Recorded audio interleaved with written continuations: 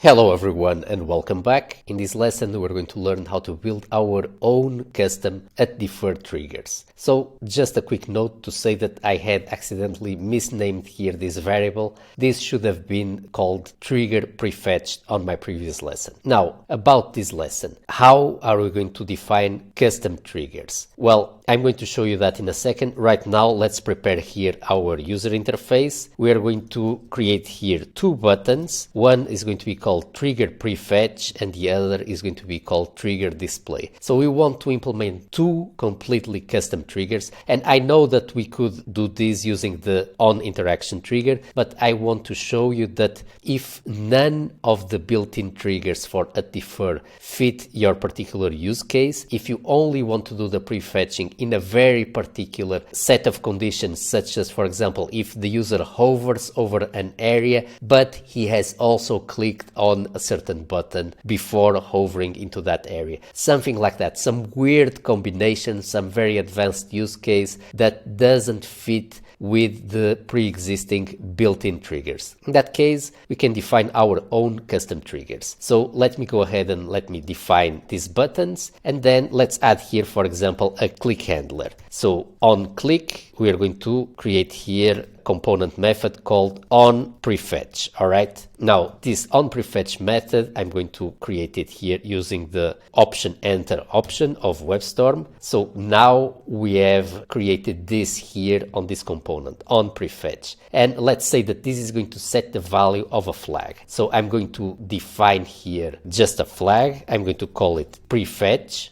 This is going to be a boolean that we are going to initialize with the value false, all right? And then we are also going to be creating here another boolean called display, and this boolean is also going to initially be false. Now, when we click on the prefetch button and this onPrefetch click handler gets clicked, then and only then we're going to set here prefetch and we're going to set it to true. And we're going to do something very similar. Let me fix that. All right, we're going to go back here and we are going to add a click handler to the trigger display button. So with this, we are creating a boolean flag in our component that should trigger the two steps. So this prefetch flag should trigger the prefetch step, and this display flag should trigger the display step of the defer block. All right, so let's add here another click handler on display. Let's create here the on display method. So this dot display equals true. All right, so I have named here this variable prefetch. So I'm going to rename it to something like perform prefetch so that it doesn't confuse you. It has a completely separate name than the prefetch keyword. All right, and then display, I think that we can leave it like that. All right, so we have here two boolean variables that are an indicator here to the defer block when each of these steps should be triggered. So let's start with prefetch. What we want to do here is to do the prefetch whenever this variable is set to true. So instead of on, we need to use when. On is only for pre-built triggers, when is for custom triggers. And we're going to say that we want to do when perform prefetch is true, then the prefetch is going to get triggered.